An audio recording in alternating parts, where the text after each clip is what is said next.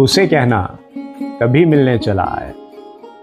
हमारे पाँव में जो रास्ता था, रास्ते में पेड़ थे, पेड़ों पे जितनी तायरों की टोलियां हमसे मिला करती थी, वो अब उड़ते उड़ते थक गई हैं। वो घनी शाखें जो हम पे साया करती थी, वो सब मुरझा गई हैं। तुम उसे कहना कभी मिलने चला आए।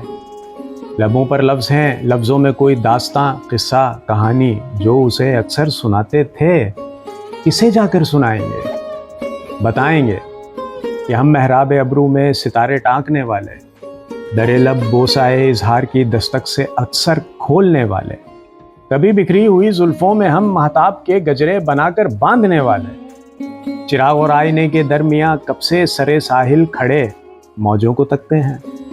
उसे कहना उसे हम याद करते हैं। उसे कहना हम आकर खुद उसे मिलते, मगर मक्तल बदलते मौसमों के खून में रंगीन है, और हम कतार अंदर कतार ऐसे बहुत से मौसमों के दरमियां तन्हा खड़े हैं। जाने कब अपना बुलावा हो कि हम में आज भी एक उम्र की वारफ्तगी और वहशतों का रक्स जारी है।